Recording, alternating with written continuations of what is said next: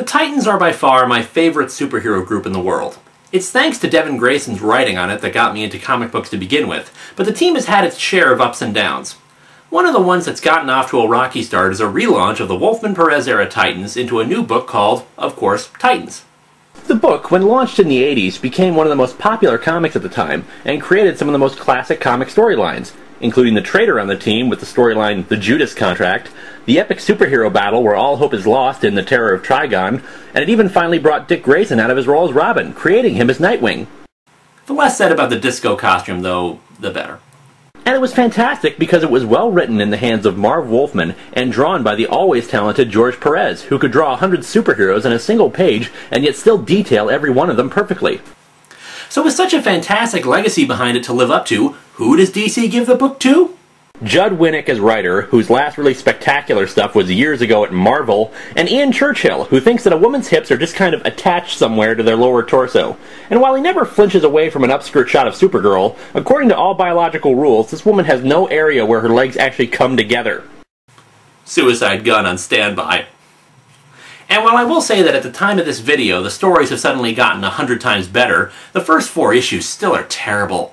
How terrible? Well, I'll answer that for you by the end of this, so let's dig into Titans #1. This is a great cover. Most team books when they start out will tend to have a shot of characters running at the reader or simply posing dramatically. Heck, with a book like this, I expected to have these characters running at the reader in the same poses as they had in the first issue of the new Teen Titans. Going away from convention, this cover depicts the unity of 7 teammates bringing their hands together as one, and it's just beautiful, even if the physical proportions seem slightly askew. It's simple, it's colorful, and it catches the eye instantly. It's a pity that couldn't remain constant with the rest of the book. We open in Gotham City, where Nightwing is leaping off a rooftop, but it's kind of weird. For one thing, we're seeing Gotham during the daytime, and frankly it looks pretty damn good. In the background, there's some rather unusual architecture going for Gotham, with spires that don't seem gothic or dark at all. In fact, while the colors are a little washed out, most seem to be green and blue buildings with lots of stained glass and spires that don't appear threatening in the least. Nightwing lists off the things he loves about Gotham. There's these Cuban meat sandwiches at a dump called Ibano's. Admittedly, it's hard to get the Cubans to go into the meat grinder, but... There's the near-perfect acoustics at the Jonas Theater. Well, they were perfect ones, but then Phil Collins did a concert there and it hasn't been the same since then. There's the 30-foot Robert Arneson statue of Muhammad Ali. How much you want to bet there's a Silver Age story out there where that statue comes to life thanks to aliens? As Nightwing lands inside a large building, he exposits that Bruce has set up a series of safe houses throughout the city where any of the Bat crew can crash, take a shower, and change clothes if they need to.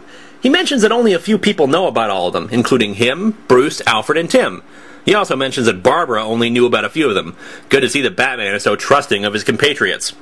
In the first of what's going to be many full-page spreads, Nightwing suddenly starts running out of the room and leaps out the window just as the apartment explodes behind him. Okay, there are a few things wrong with this. First of all, there's nothing either on the first page or the second page to indicate that he saw a bomb or that any kind of explosive had been planted in the room. In fact, in 3 small panels we see Nightwing running towards the reader as the blank wall behind him just explodes for no reason whatsoever. So how did he know what to do? Furthermore, the art is just bizarre, since Nightwing's mask now covers half of his face. It's the same shape it's always been, but it's like someone stretched it out to cover up the maximum amount of face as possible. And in theory, this makes sense, except it's never been shown like that before. And by the way, you know that "but no one knew about the safe houses" thing he brought up? That problem never gets resolved. At all. Not in this issue and not in the succeeding issues. So why did he bring it up? The final confusion comes from the title of the story. The Fickle Hand, Part 2. Today I settle all family business. Part 2? Part 2? There wasn't an issue 0, and this is the first issue of the series. How can this be Part 2? Allow me to explain this. Several months prior to this issue's release, DC printed a one-shot called the Titans Special. In it, the character of Cyborg assembled a new group of Teen Titans, only for them all to be mysteriously attacked at the end by red energy beams that appeared to slaughter them all. However, Ian Churchill's hands got injured and he was unable to get the first issue out right after the special. As such, DC decided to sit on the book for months, expecting readers to remember everything that happened in the special, and didn't care about casual readers who didn't even know about the special, but picked up this book anyway because it's a #1. Except it's not a #1. It's technically a #2. Oh my lord, is it a #2.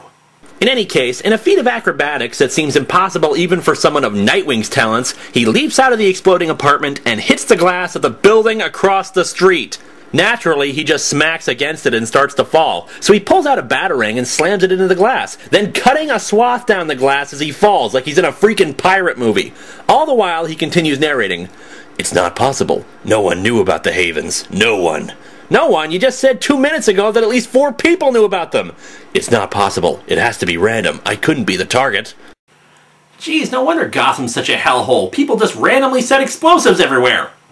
After managing to break his fall with a conveniently placed flagpole, Nightwing bounces down to an alleyway. And of course, who should be waiting for him in the alleyway but about a dozen men and women dressed in S&M gear, with zipper masks, leather straps, and other assorted latex materials. I mean, what else would you expect to find in alleyways, am I right? What are you kids all dressed up for?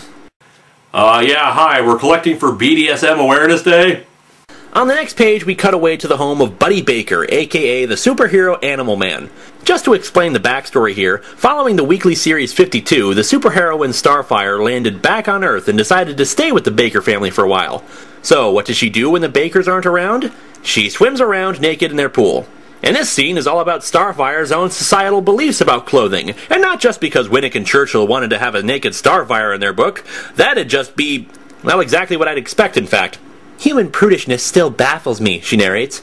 I will never fully comprehend how a society that is so intensely preoccupied with sex is equally cowed by nudity. Perhaps it'd be best if you didn't encourage a society preoccupied with sex by making a character naked for the simple purpose of having TNA in the comic. You're not being ironic, you're being stupid! There are 2 odd choices for the artwork here. Starfire isn't colored orange-gold like she usually is, but rather a dark shade of yellow. Starfire sets up a towel to do some nude sunbathing and continues narrating. But since recovering my powers, I need to expose myself to rejuvenating rays of the sun as much as possible. And what is it about absorbing sun rays through her breasts or her ass that's so much more efficient than any other part of her skin? Seriously, there's no need for her to be completely nude here. They could get away with doing this at a beach and still have the same effect. Secondly, her hair is on fire.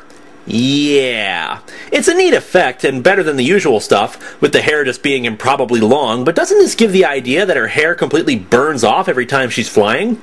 Cliff, Animal Man's son, arrives home and sees the naked Starfire. While it initially looks like he's freaked out because the voluptuous alien superheroine is naked in front of him, he then points behind Starfire. Turning the page, it turns out there's a huge phallic demon thing with several rows of teeth coming out of the pool right behind the still nude Starfire. Oh, and of course this reveal is done on a full-page spread. We switch scenes to a high school that Raven is attending.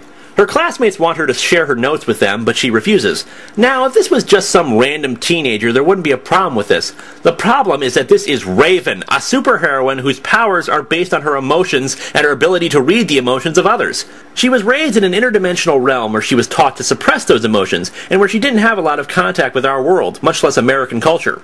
As a result, she tended to speak in a very controlled, sometimes melodramatic fashion. She was also very compassionate in the way she spoke, and she also cared a lot about what other people thought of her, leading to a dichotomy where she both wanted friendship, but also was frightened by the possibilities it led to.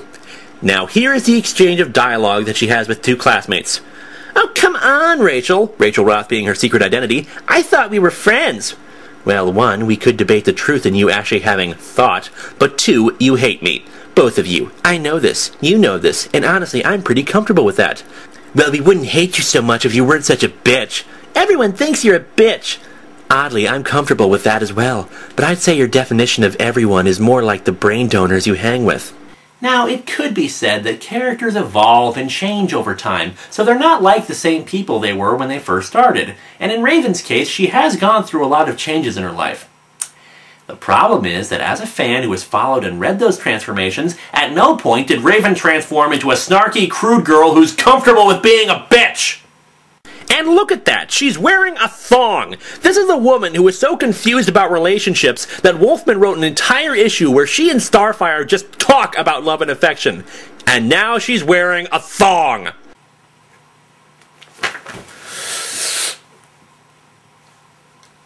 Ugh, God give me strength! Getting getting back to the actual issue, following that conversation, some kind of giant demonic warthog appears in the hallways that breathes fire. And do I even need to mention that it's a full-page spread? Raven calls the girls to run, and in an unintentionally humorous piece, we see the two girls making what is lovingly referred to as porn face, their mouths just hanging open for no explanation. And what should be stark terror just becomes silly.